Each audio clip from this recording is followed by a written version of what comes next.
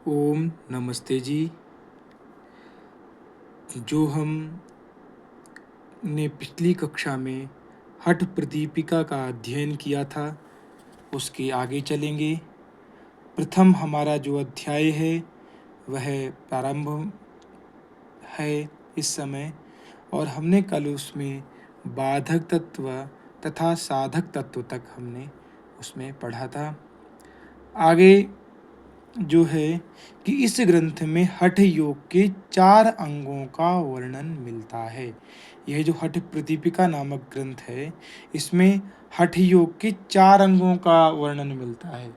तो क्वेश्चन इससे भी बनता है कई बार कि जो हठ प्रदीपिका नामक जो ग्रंथ है इसमें योग के कितने अंगों का वर्णन मिलता है। तो 4, वो 4 क्रम से कौन कौन से हैं? पहला आसन, दूसरा कुंभक, तीसरा मुद्रा और चौथा नादानुसंधान। तो जो पहला जो अंग है वो हम लोग आसन इसमें पढ़ेंगे, इसके बाद अगले में कुंभक पढ़ेंगे, फिर मुद्रा पढ़ेंगे, फिर नादानुसंधान। तो ये क्रम भी बहुत आवश्यक है कि जो 4 अंगों का वर्णन हठ प्रदीपिका में मिलता है उनका क्रम क्या है, इस प्रकार से भी पूछ सकते हैं।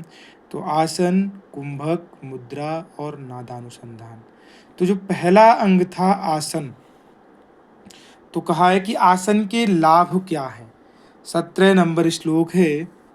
तो कहा है कि अब वहाँ पर वैसे श्लोक है तो उसमें कहा है कि आसन के वहाँ पर 3 लाभ बताए हैं।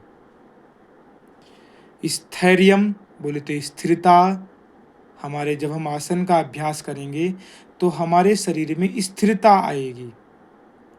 दूसरा है आरोग्यता, आरोग्यम, कि हमारा जो शरीर है वह क्या है कि रोगों से रहित हो जाएगा, रोग हमारे अंदर नहीं रहेंगे। और तीसरा है लाघवम, बोले तो लघुता, बोले तो हल्कापन, हमारा जो शरीर है वह बहुत हल्का हमें प्रतीत होने लगेगा, भारी नहीं रहेगा। तो ये 3 आसन के लाभ बताए हैं, तीनों याद होने चाहिए। स्थैर्यम, आरोग्यम, लाघवम, स्थिरता, आरोग्यता और लघुता। फिर आगे बात कही कि ये जो ग्रंथ है हठ प्रदीपिका, इसमें कितने आसनों का वर्णन मिलता है, क्योंकि अलग अलग ग्रंथों में अलग अलग वर्णन मिलता है। तो हमें ये याद होना चाहिए कि इस ग्रंथ में कितने आसनों का वर्णन है। तो इस जो हठ प्रदीपिका नामक ग्रंथ है इसमें 15 आसनों का वर्णन मिलता है। उसमें पहला क्या है? स्वस्तिकासन है, गोमुखासन है, वीरासन है, कूर्मासन है, कुक्कुटासन है, उत्तान कूर्मासन है। ये जो आसन है 1 2 3 4 5 6, इनके क्या है कि इनके लाभ नहीं बताए गए हैं कोई भी। आगे जो अगला जो आसन है धनुरासन है, इसके भी लाभ नहीं बताए हैं। लेकिन जब हम आगे चलेंगे तो अगला जो आसन है उसका नाम है मत्स्येंद्र आसन, मत्स्येंद्र आसन।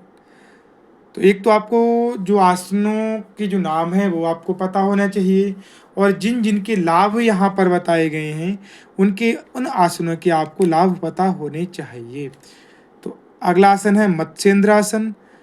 तो उसके लाभ में कहा है कि जठराग्नि प्रदीप्त होती है। सबसे पहला लाभ क्या है मत्स्येंद्रासन का?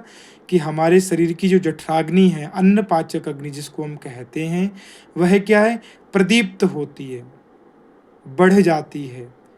अगला जो लाभ है कि प्रचंड रोगों को नष्ट में अस्त्र के समान, कि जो बहुत अधिक जो रोग हैं है ना, उनको नष्ट करने में अस्त्र के समान सहायक है।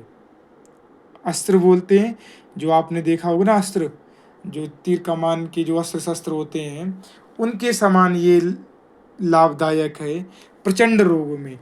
कि अगर हमारे शरीर में रोग अत्यधिक बढ़ गए हैं तो उनमें ये फायदा करता है।